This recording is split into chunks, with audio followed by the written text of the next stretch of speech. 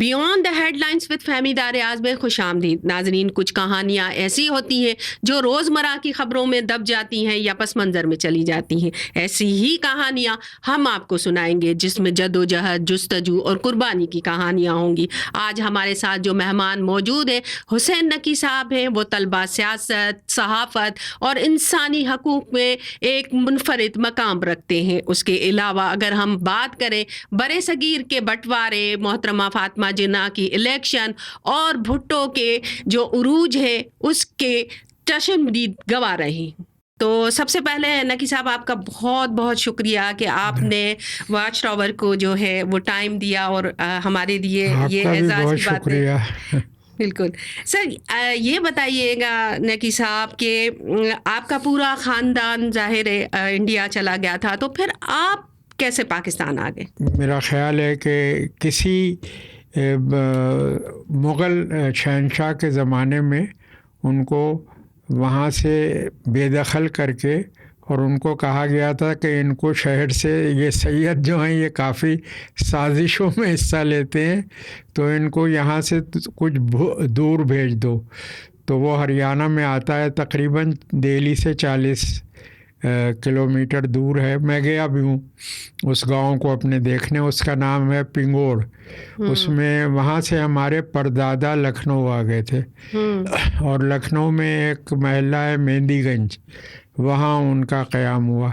ननियाल हमारी पहले से लखनऊ में थी और वो वज़ीरगंज एक महल्ला है, उसके पीछे एक जगह है जहाँ पहले एक बाग होता था, लेकिन अब वो आबादी थी और उसका नाम, उस महल्ले का नाम घासी की बगिया है वहाँ। तो हमारा फैमिली जो थी वो वहाँ, मेरे वालिद चूँकि वकालत करते थे और मेहंदीगंज से ये कोर्ट्स बहुत दूर थे, तो उन्होंने वहाँ पे जगह ले ली थी वज़ीरगंज। वज़ीरगंज से कोई 10 मिनट में आप किसी भी कचहरी में पहुँच सकते थे, हाई कोर्ट तक, चीफ़ कोर्ट तक था उस ज़माने में, अब तो हाई कोर्ट है। तो वहाँ रहे और वहीं हम 12 भाई बहन माशाल्लाह से हुए, 6 भाई और 6 बहनें। उसमें से अब यूँ समझ लें आपके 2 भाई नहीं हैं और 3 बहनें नहीं हैं और बाकी माशाल्लाह हयात हैं इस वक्त और इंडिया में हैं, सिवाय एक भाई के जो अमेरिका चला गया था। उसके बच्चे शिफ्ट हो गए थे तो वो भी फिर बिलाखिर उसको भी ले गए, उसका घर वर बिकवा के तो अब वो वहाँ हैं और मैं यहाँ हूँ। मेरी एक हमशीरा थी, वही जिसकी शादी मेरे हम कज़न से हुई थी, उसका इंतकाल हुआ यहाँ और अलीबाग में वो है। वहाँ जब भी मैं आता हूँ तो ज़ाहिर है एक बार वहाँ भी फातिहा पढ़ने जाता हूँ अपनी बहन के।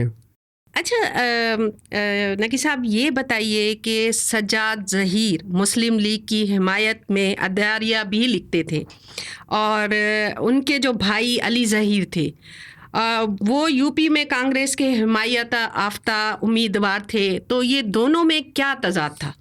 देखिए, बेसिकली तो दोनों नेशनलिस्ट थे।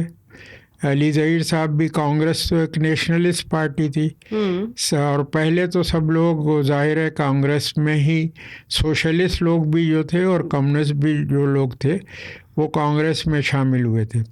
लेकिन उन्होंने फिर वहाँ पर एक प्रोग्रेसिव ऑर्गेनाइजेशन बनाई और उसके बाद कम्युनिस्ट पार्टी बनी। तो सज्जाद ज़हीर जब पार्टीशन हुआ है तो मेरे लिहाज से तो ये मुनासिब नहीं था, यहाँ पे ही होना चाहिए था। जो लोग यहाँ पे मेंबर थे इस खत्ते में और मशरक़ी पाकिस्तान में, इनको चाहिए था कि वो अपने लीडरशिप इलेक्ट करें।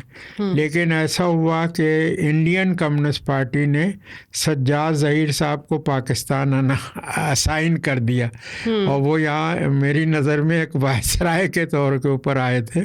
वैसे तो वो मेरे अली ज़हीर जो थे वो मेरे वालिद के साथ के पढ़े हुए थे और मुझे याद है कि इलेक्शन हुआ था जब पहला, तो उसमें ये शिव रजवती नेहरू की बहन जो थी वो लड़ी थी एक इलेक्शन में और एक में उनकी बहन जो अमेरिका में और यूएन में एम्बेसडर भी रही, विजय लक्ष्मी, वो भी कंटेस्ट किया था। दोनों ने लखनऊ से किया था।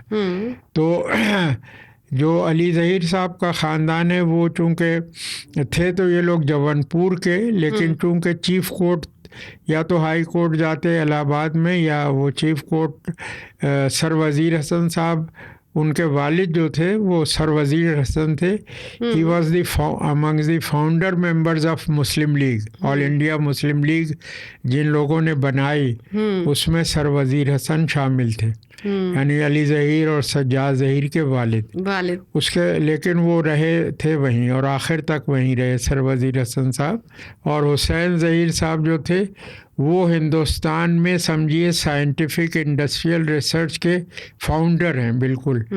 लखनऊ में एक बादशाह ने यानी वाजिद अली शाह ने आखिरी ज़माने में एक बनाई थी, दरिया के अंदर एक महल बनाया था उसको, उसमें अब council of scientific industrial research का वो है, और वहाँ इन्होंने शुरू किया था क्योंकि कुछ एक्सपेरिमेंट ऐसे थे जो अंडर वाटर होने थे। तो इसलिए वो उसी में वहीं पे होते थे वो, और वो इनको फिर असाइन हो गए थे।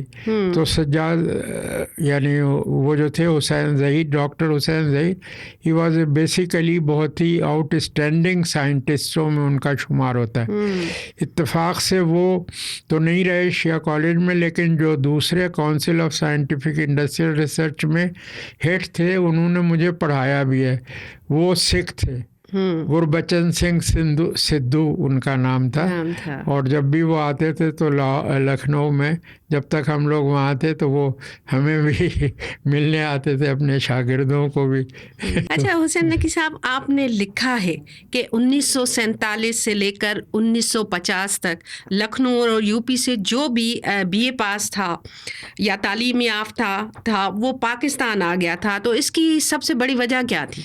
सबसे बड़ी वजह ये थी कि यहाँ तो अब देखें ना, यहाँ से जो हिंदू मिडिल क्लास था, मेरा ख्याल है उसका बड़ा हिस्सा चला गया था इंडिया।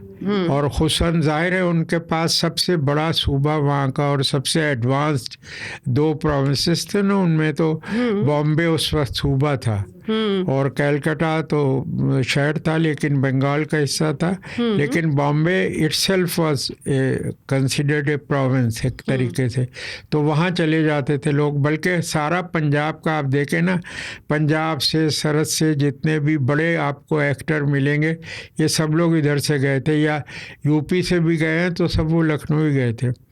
आईटी कॉलेज की पढ़ी हुई कई लड़कियां जो थी, बीना राय मुझे याद है क्योंकि वो मेरे ज़माने में गई थी वहाँ एक्टिंग करने। तो इस तरीके से ये लोग वहाँ चले जाते थे।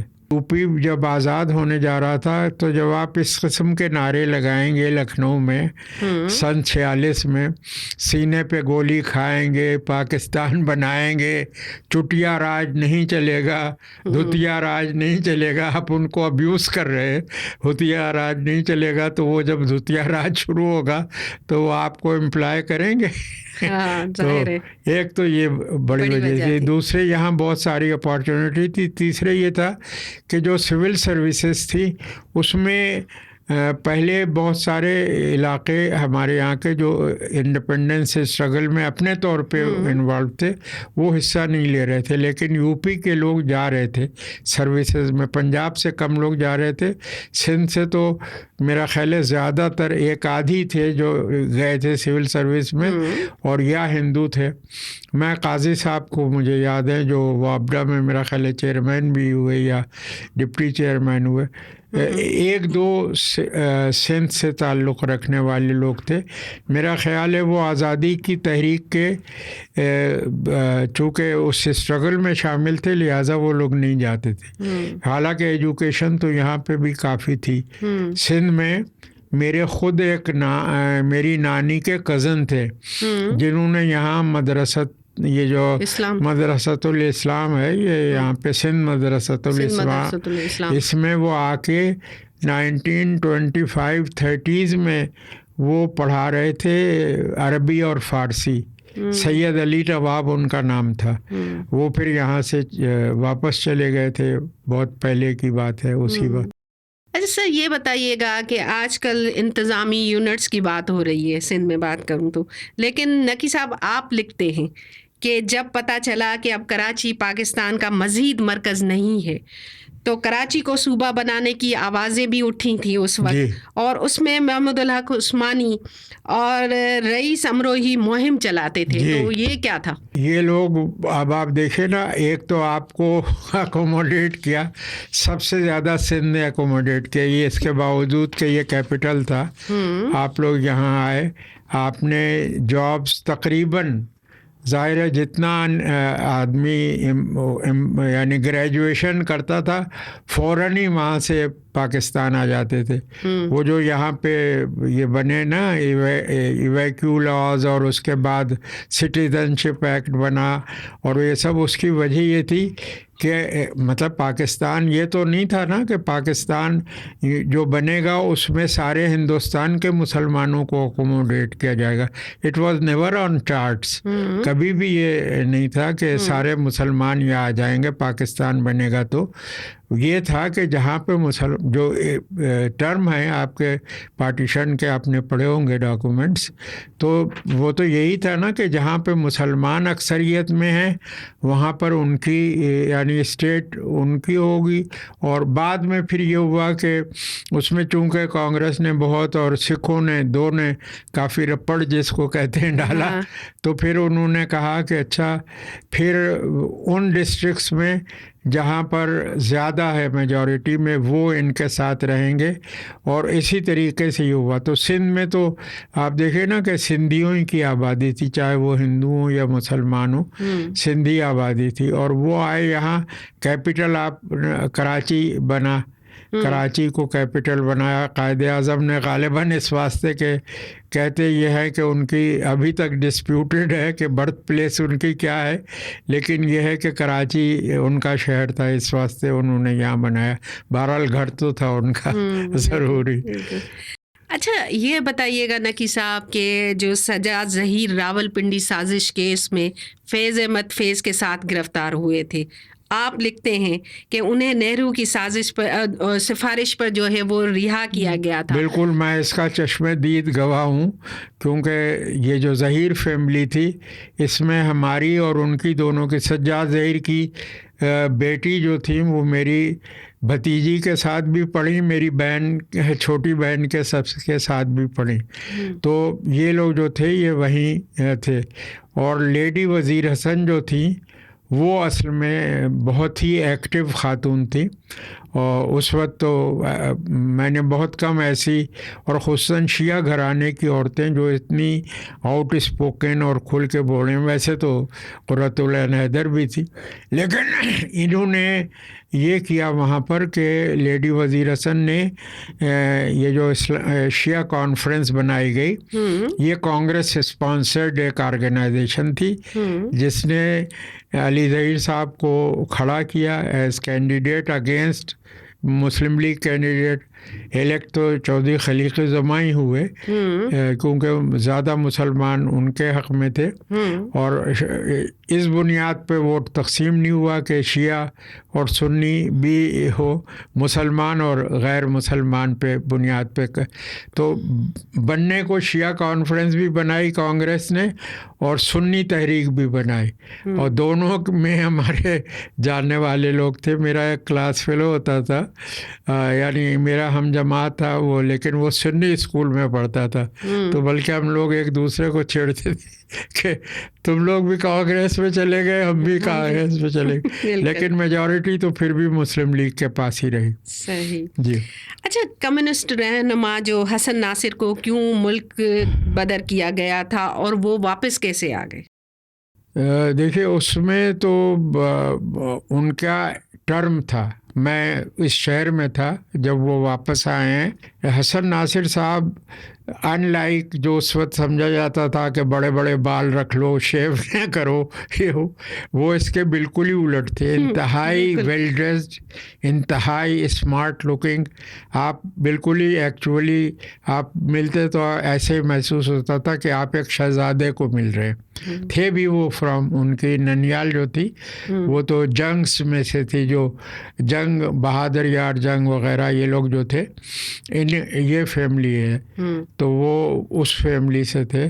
और ज़ाहिर है कि वहाँ से आ गए थे वो कम्युनिस्ट मूवमेंट में, तो उनको चूँकि ये कह दिया गया था कि आप एक्सटर्न हैं और फला तारीख, जिस दिन उनकी ख़त्म हो रही थी उस दिन वो लैंड किए, तो उनको रोका भी गया और उन्होंने कहा कि भाई ये तो एक्सटर्नमेंट तो कल ख़त्म हो गया। तो वो आ गए थे और उन्होंने उस वक्त नैब को जो इब्तदाई तौर में ऑर्गेनाइज़ की गई उस दफ्तर में, वहाँ पे बल्कि अगर कोई हम लोग शरीर लड़के जो थे तो हम लोग बाल ऐसे नहीं कटाते थे, हम और छोटे कटाते थे। तो हम लोग वहाँ पे एक नारा लगाता था, काविश रिजवी बाल कटाओ। एक काविश रिजवी शायर थे, यहाँ पे आए थे कई इंडिया से, यूपी से। वो बहुत बड़े बड़े बाल लगते थे और दफ्तर में आते थे और काफ़ी यानी काफ़ी बहुत ही कम पढ़े लिखे शायद होते, लेकिन वो बहुत एक इरिटेट करते थे। मेरा ख्याल है नासिर साहब ना होते तो उनको कहते कि आप भाई बाहर जाए, तो इस टाइप के वो आदमी थे। तो लेकिन नासिर साहब ने बहुत जल्दी उसको ऑर्गेनाइज कर लिया था और उन्होंने मतलब I think he was responsible for extending him.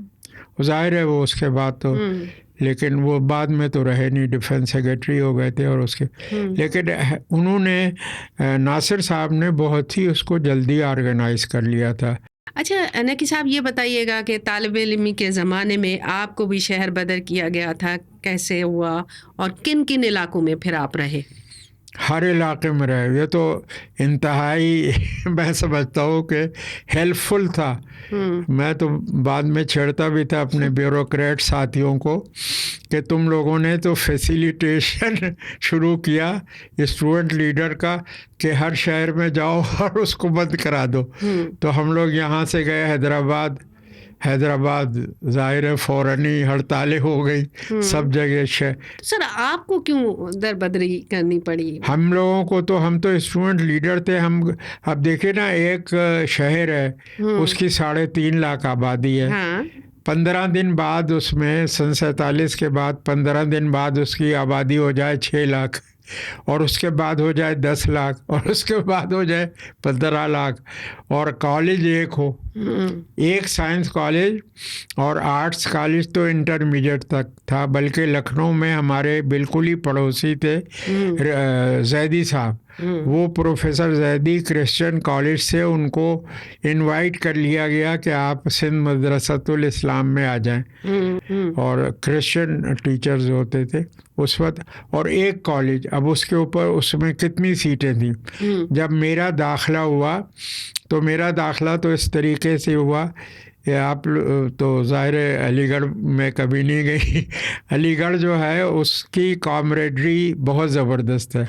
अगर कोई अलीग है और आप यानी मैं जैसे हूँ और इंतहाई नालायक हूँ और मैं अपने अलीग दोस्त के पास चला जाऊँगा और मैं कहूँगा कि तुम्हारे मातहती में ये फ़लानी जॉब जो है ये मुझे दे दो, तो वो ये नहीं पूछेगा कि तुम्हारी प्रॉपर क्वालिफ़िकेशन है या नहीं है। तो बिल्कुल ही ऐसा था। यहाँ पे एक साहब पोस्टेड थे, किसी ने मुझे बताया कि वो तो लखनऊ के हैं और चीफ इंजीनियर हैं। तो मैं कहा क्या है उनका? बशीर हुसैन साहब नाम है उनका।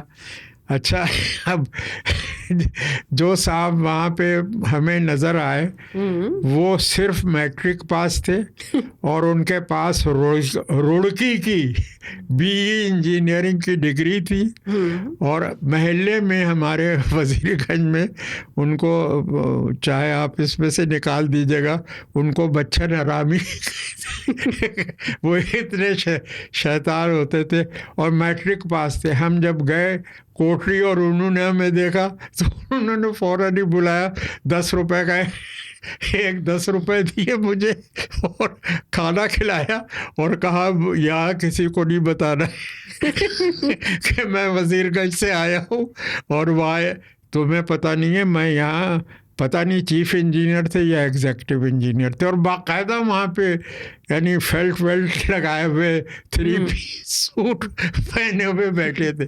तो सिंध के साथ तो बड़ी एक्टिविटी की है लोगों ने।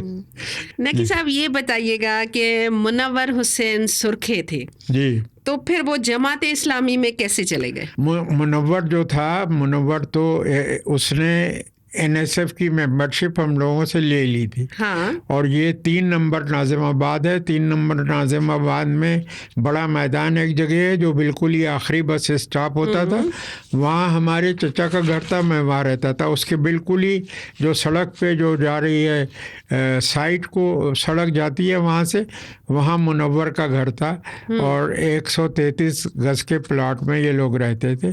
और ये गवर्नमेंट कॉलेज में दाखिल हुआ मुनव्वर और ये मेंबर बन गया। अब इसका जो बड़ा भाई था वो जमातिया था वो, और उसको मेरा ख्याल है उन लोगों ने पेशावर में कहीं दाखिल करा दिया था यूनिवर्सिटी में। तो गर्मियों की जब छुट्टियों में आया वो, उसने देखा कि उसके साथ हम लोग तो वो पहचानता था कि इसमें, तो उसने वो इसको ले गया, अपने वालिद को कहा कि ये तो यहाँ बर्बाद हो जाएगा तो इसको ले गया। लेकिन मुनव्वर से चूँकि हम लोगों की दोस्ती थी, लिहाजा एक मरतबा ये भी हुआ कि आयर रहमान साहब ने कहा कि इंडिया से या और सार्क के बहुत सारे डेलीगेट्स आ रहे हैं, तो मैं चाहता हूँ कि यहाँ पे हर पार्टी के जो लोग हैं वो लीडर्स हम उनको बुलाएं तो वो आएं। तो मैं कहा आप किसको कह रहे हैं? तो उनका मुनव्वर हसन को। मैं कहा मुनव्वर हसन के तो वालिद साहब भी आएंगे जब मैं उसको बुलाऊंगा। और वो लाया और वो मुनव्वर आया और हमारे यहाँ हिस्सा लिया, उसके बाद भी आता रहा वो। अच्छा, ये बताइए कि आपने कैसे अंदाज़ा लगाया था कि मौलाना भाषानी फातिमा जिन्ना को उम्मीदवार बनाएंगे? इस वास्ते बनाएंगे कि बहुत एक वाज़े उन्होंने जुमला कह दिया था इनसे, क्योंकि इधर 2 कैंडिडेट थे जिनमें से एक मेजर जनरल वो थे आज़म खान, जो इस पाकिस्तान में गवर्नर थे और इस पाकिस्तान में उन्होंने काफ़ी काम किया था चूँकि रिहेबिलिटेशन में, लिहाजा इस पाकिस्तान में भी ही वॉज क्वाइट पॉपुलर। वो पठान थे और उनकी बीवी जो थी वो भोपाल की थी। He was from Urdu speaking. पहले पठान बहुत सारे जो फौजी अफसर थे वो यूपी वगैरह में शादियां करते थे, अब पता नहीं क्यों करते थे ये मुझे नहीं पता, लेकिन बहरहाल इन्होंने भोपाल में की थी। आज़म खान की बेगम भोपाल में थी, मैं मिला हूँ उनसे की बेगम से भी। तो आज़म खान को नॉमिनेट कर रहे थे। मौलाना का मैं समझता हूँ पोजीशन बिल्कुल सही थी, क्योंकि थे तो वो फौजी, सारी उनकी ट्रेनिंग नीचे से यानी नीचे से वो ऊपर गए थे, मेजर जनरल तक पहुँचे थे, तो लेकिन फौजी थे। तो मौलाना का ऑब्जेक्शन बिल्कुल ही वाज़े था।